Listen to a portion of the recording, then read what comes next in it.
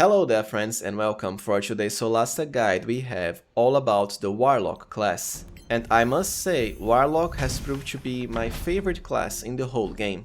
And definitely the most fun implementation of the class in any Dungeons & Dragons game too. Warlocks are not only the ultimate caster for single target damage because of your highly powerful Eldritch Blast, which increases in power as you level, capable of hitting enemies multiple times or even multiple enemies at once. You also get access to Invocations to empower your blast and character even further. As a matter of fact, because of Invocations, Warlock is also the class that has the easiest time instantly killing enemies, that's right. All because of their power that lets them push enemies away whenever hit with your Eldritch Blast, without any save or resistance. So if you want to make enemies fall into their depths or just drop down from very high heights, Warlock is the way to go.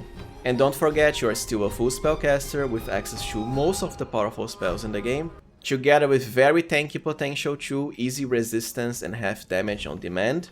And lastly, the ability to recover all of your spell uses by just taking a short rest, which no other class in the game can do. So without further ado, let us get into our Warlock build and guide for Solasta. And first, I want to explain some of the main mechanics behind the Warlock class. As I've just said, they get to restore all of their spells with but a short rest. This does matter because Warlocks, as you can see here at the bottom left of the screen, well, for most of the game, they are unique as spellcasters in that they only have 2 spell slots. I have 3 here, but you only gain the 3rd very late. And their spells also work in a different way, because they all share these same 2 uses. So if I choose to summon a creature here, I've already used 1 slot. Then if I decide to cast a level 4 spell, Dreadful Woman, it also uses the same slot, because Warlocks, they treat their spells as far as the highest spellcasting level they can. For example, my Warlock is level 12 here, and while I have access to 1 level 6 spell, it's treated differently because it's an Arcanum, it's a whole other thing. But anyways, my character can cast up to level 5 spells normally, with all of his spell slots.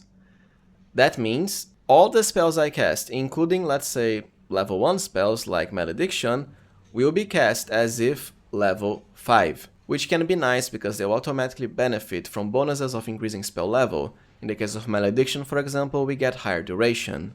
If my Warlock was level 3 only with access to level 2 spells, Malediction would then be cast as a level 2 spell, always, and so on. So now that we know how the main spellcasting mechanics behind Warlock work, let's focus into our build. When it comes to race, I'd say you have 2 choices, Tiefling or Half-Elf. Both grant you a +2 to Charisma. Tieflings have innate resistance to fire damage, so they take half damage from it, and that's the most common elemental enemy damage type.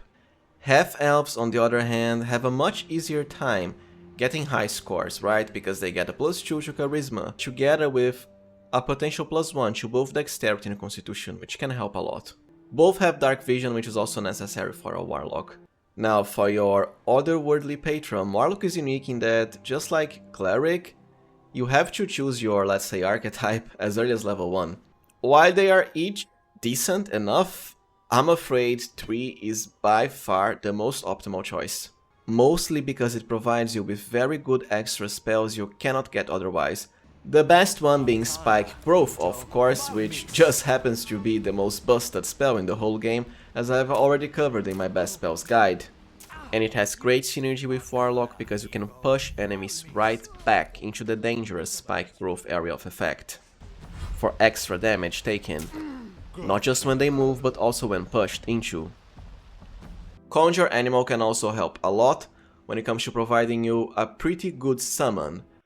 The other spells don't really matter as much, although Contagion can be nice against bosses later on. In any case, you still get some other decent 3 Patron abilities. Right at level 1, whenever the enemies attack you with a melee hit, they'll take 1d6 points of piercing damage as retaliation. I'm pretty sure they cannot resist this. This has a great synergy with another Warlock ability I'll soon cover. At level 6, you become immune to the poison status effect, together with resistance against both poison and necrotic damage for half. So if you went with a Tiefling, you now have 3 resistances against the most common secondary damage types. The level 10 ability is decent too, Explosive Growth. As a bonus action, enemies that are surrounding you will take 1d4 points of piercing damage per level, also be pushed away and restrained if they fail a dexterity saving throw. It's not the best damage or anything, but because it's a bonus action, why not? You can still blast the enemy at the same round you use this. The level 14 ability, well, for the main campaign you won't really go so high, it requires custom modules, but a +2 to AC is also very welcome, together with an amazing permanent bonus to cover against ranged attacks, plus even more piercing branch damage for double the amount. Your background doesn't really matter much as a Warlock. As always, Lockkeeper can provide you proficiency with martial weapons, and there's a certain Warlock invocation path that increases your melee damage, while Sellsword can grant you medium armor proficiency for higher AC eventually, but will have very high dexterity too. Now when it comes to stats, ideally you want 118 and 117 as a half-elf. Of course, the most optimal stat spread would be 118 and 217s, as we get bonuses to dexterity and constitution, so everything can become 18, together with 20 charisma. It's just that 18 plus 217s can take a long time to roll. It's not really needed, so ideally just go for 18, 17 and 15. If you went with Tiefling, you'll have a much harder time rolling for multiple high stats, I'm afraid, due to the lack of this bonus here. So we want 20 charisma, which is essential for a Warlock, not just for higher DC on your spell effects, but most importantly, as early as level 2 you will get an ability that highly empowers the damage of your Eldritch Blast, equal to your Charisma modifier, which can be applied multiple times. Then 18 Dexterity, as I've explained in my Solasta Best Tips guide, Dexterity is one of the best stats, if not the best. It will grant you more armor class, which can help avoid hits, together with Initiative, and even the potential to use finessable weapons or ranged attacks, although you have your Blast for that. Anyways, 16 Constitution is ideal too for a nice amount of hit points. The other stats don't really matter, so go with anything you want for them. For skills and proficiencies, to me, the dialogue skills, right, because we have super high charisma. Deception, Persuasion, we already have Intimidation, and for other skills, you can go with anything you want, including, let's say, Arcana if you started with high intelligence, or let's say History. For languages, for the main campaign at least, Crown of the Magister is usually just Orcish, but most importantly Old Tirmerian. Now when it comes to our Warlock spell selection, please remember that I've just recently released a best spells guide for Solasta. The main reason was so that I wouldn't have to repeat myself on every spellcaster build, the same with feats. But anyways, Eldritch Blast of course is the must-have as a cantrip. It's a namesake of the Warlock class, and it just happens to be the best cantrip in the game, too, for both damage and crowd control even. You deal 1d10 points of force damage, irresistible by the way, except at level 5, 11 and 17 you get an extra target. What this means is, you fire an extra ray of Eldritch Blast, which can stack on the same enemy, or you can also target another, so at level 2 we have 2 rays for a total of 2d10 damage against one enemy. It really is the best cantrip. Besides that, Shadow Armor for the temporary hit points. Sparkle can also help only if you don't have any other character capable of casting it. Now for level 1 spells, I want to cover Malediction in depth here, because I didn't really get into it in my best spells guide, as it's Warlock exclusive. This will be pretty much your best, most reliable Warlock spell. It does require concentration, but the effect is very good. As a bonus action, you can target one enemy with this. The main benefit is whenever you hit the target with any attack, but most importantly your Eldritch Blast, you'll deal an extra 1d6 points of magical damage of the same type. So for Blast, it's going to be Force. The greatest part, well, there's 2 actually. First, this extra damage is applied separately to every single instance of Eldritch Blast you have.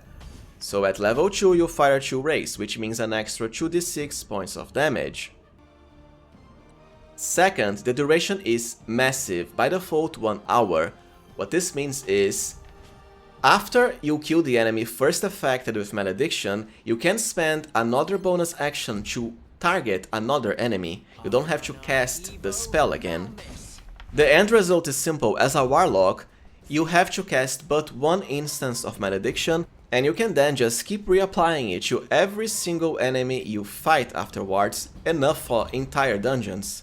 As you increase in levels, due to how Warlocks cast spells, the spell level of this will be automatically increased. So once you get to cast level 3 spells, the duration will become 8 hours, which can help because it means even if you do a short rest to recover all of your Warlock spells, Malediction will still be in effect.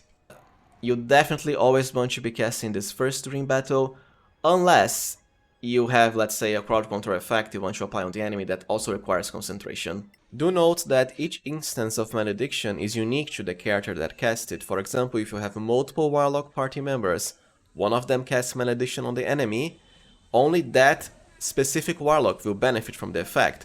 But the second one, well, they can just cast their own Malediction on the same target anyways. For the second spell, I like Fog Cloud because it doesn't offer a saving throw. Charm Person can work too if you want to go that path. Level 2 is huge for Warlocks because it's when they get their initial invocations.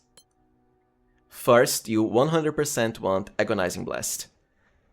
This is a passive effect, and what it does is, whenever you blast the enemy with your Eldritch Blast, you get to add your Charisma modifier to the damage, which of course can be +5 as early as level 1. That's half the damage of Eldritch Blast already being applied as static extra damage. Just like Malediction, it will also stack based on the number of blasts you throw at the enemy. So if you throw, let's say, 3 blasts at level 11, well, that's an extra 15 force damage. Together, of course, with 3d6 from Malediction. It really is a powerful combo and one of the main reasons Warlocks do so much damage even early game. Now, the fun doesn't stop there because at this point we also get the extremely overpowered even Repelling Blast Invocation. Whenever we hit a creature with our Eldritch Blast, it will be automatically pushed up to 2 cells away from you in a straight line. This is definitely the most fun ability in the entire game, as I've covered in the intro section of this guide. It's the easiest way of instantly killing enemies by making them fall down into the void to their deaths. Because, and here's the best part, it doesn't offer any resistance whatsoever, it always pushes the enemies back. I think the only enemies that don't get pushed are the elementals. And of course, if the enemy is flying, it won't fall down to their deaths. But for those who have the banishment spell, even as a Warlock. You can also get enemies to fall down from high ground, even if they don't fall into a hole. They'll still take damage and be knocked down for advantage on melee attack hits. And of course, just pushing them away from you can help when it comes to hitting enemies with ranged attacks so you don't get a penalty, and to just put distance between yourself and the enemy too. For another spell, you can pick anything you want, might as well go with Charm Person now. Hellish Rebuke I don't find very useful because it's a reaction, and the damage isn't really that special, plus it offers a saving throw. Level 3 is also amazing for Warlocks, they are quite the stacked class early game. This is when you get to choose your Pact boon, and to me the best is by far Pact of the Chain, because of the very special Bind Quasit ability you get. Sure, it's only once per rest, but the effect is extremely powerful. As a bonus action, your Warlock will get full resistance against physical damage. That means you'll take half damage from bludgeoning, slashing and piercing. Yes, it is bypassed by magical weapons, but look, 98% of enemies in Solasta do not have magical weapons, even dragons, even late game enemies, they just don't. I don't think it needs any saying, taking half damage from the most common damage type is amazing for survivability, especially because by virtue of being a tree Warlock, we also damage enemies whenever they hit us. So you'll be kinda like a dangerous Eldritch Blasting Porcupine. My favorite use is definitely in random battles, where you start at disadvantage, because, well, you'll be fully rested afterwards anyways. But resting isn't really limited in Solasta, not at all. Even better for Cataclysm, because you pretty much avoid the whole 50% extra damage by just having this. Now, there's also something to be said about Pact of the Blade. This is the one you want to choose if you want to perform melee attacks with your Warlock. It's just that I prefer to go the blasting route, but if there's enough interest, I'll definitely post a melee Warlock build. So to me, Pact of the Chain is the way to go. For a level 2 spell, 1000% spike growth, it really is OP, and the main reason we went 3 Warlock. Now when it comes to level 4, you absolutely want to go with a feat. As I've explained in my best feats guide, Flawless Concentration is the must-have for any full caster. After all, your Malediction effect is concentration based together with other crowd control effects. And you never want to lose Malediction. For another cantrip, you can really pick anything here, doesn't matter much, might as well go for Chill Touch because of the debuffing effect, to prevent enemies from healing, but you'll just be blasting them anyways. For another spell, well, you can pick Misty Step now, or even before at level 3 by unlearning Charm Person, and getting both Spike Growth and Misty Step at the same point. Otherwise, you can kinda pick anything you want now. At level 5 we get yet another Invocation. And what we want at level 5 is Eldritch Spear. With this, our blast will get to ignore any cover on the targets, which of course highly increases our chances of hitting faraway enemies that are under cover.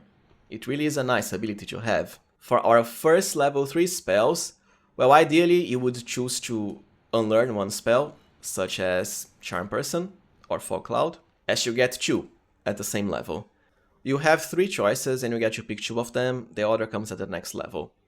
Hypnotic Pattern is the best early form of crowd control as an area of effect you'll have as a Warlock. It prevents enemies from doing anything. Meanwhile, Conjure Animal, which we gain from 3 Warlock, can be quite helpful when it comes to creating 2 summons for you. Lastly, there's also Counter Spell, to prevent enemies from, well, casting spells on you on demand. For another spell, well, Counter Spell. At level 7 we also get another Eldritch Invocation, Fun Times. And what you want now? Well, you have a few different options.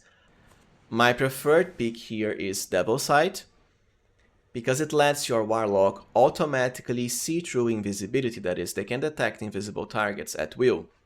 Now it does have a bit of a niche use, I'm afraid, because enemies in Solasta don't really tend to go invisible. It's mostly Zorak Assassins in the main campaign, and also the Hags from the Lost Valley DLC. It can help against these targets, of course, because if the enemy is still invisible, you can't target them even with your ranged blast attack. With Devil's Sight you'll be able to do so. But since it's not that needed, you can also instead choose Fiendish Vigor, which lets you cast a False Life spell for temporary hit points at will. False Life is way better than Shadow Armor, the cantrip, because, well, it's double the amount of temporary hit points and lasts for 1 hour. Besides that, there's also Voice of the Chainmaster if you went with the Chain Warlock, which lets you use your Bind Quasit ability for resistance to physical damage 1 more time between long rests. It's not really necessary, however. I would just go with Devil's Sight myself. When it comes to our level 4 spells, we want 2 at once. So first, let's unlearn Fog Cloud and learn first Dreadful Omen. It's another very good area of effect, crowd control spell, which will fear enemies, but it only lasts for 1 round. Still useful, because of the huge area of effect. Besides that, Banishment is the way to go, after all it's the best crowd control spell in the game. But ideally as a Warlock you want to wait until you can cast level 5 spells, so level 9, to start spamming this, because it will then hit 2 targets at once. At level 8 we can start increasing our ability scores. You don't really need any other feats as a Warlock. And well, you have 2 choices, you can go for either Dexterity or Constitution. I would rather cap my Dexterity first to increase a lot more stuff like Armor Class, Spell Saves, Initiative, Weapon Finesse capabilities. Plus we are very tanky as a Chain Warlock anyways. For another spell you can really pick anything you want. You might even get something like Fly if only to help you move around the map and find some secret items.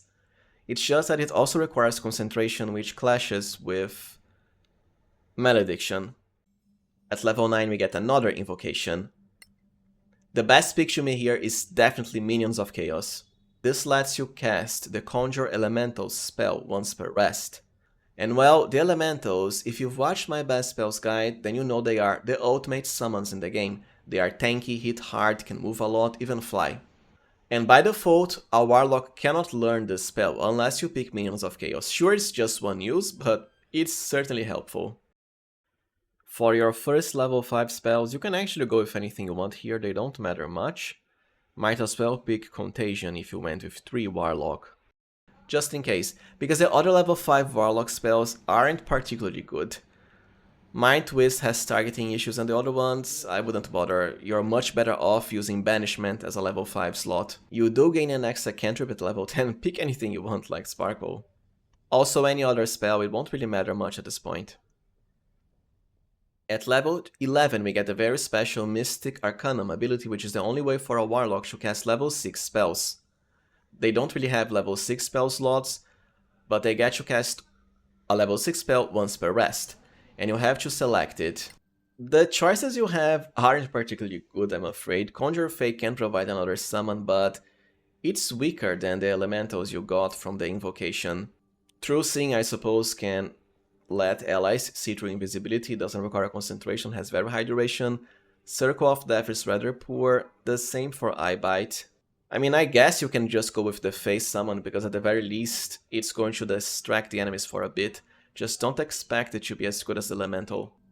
And any other spells now, it doesn't matter, you already have the best ones. Now we are at last at level 12, and we want another ability score increase.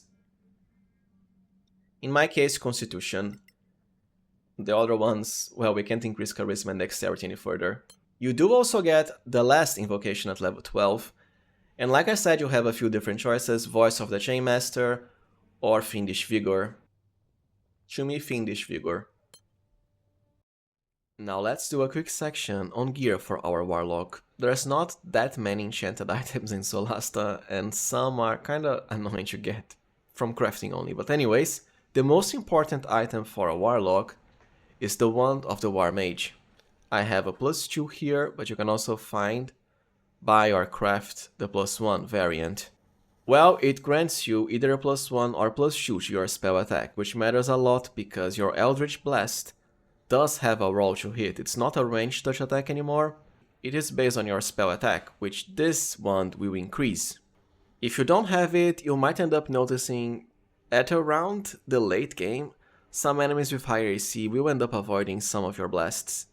This helps shift the rolls into your favor. Especially because increasing spell to hit chance is very rare. Usually you only have a bonus from your charisma or casting stat together with proficiency, which comes from class progression.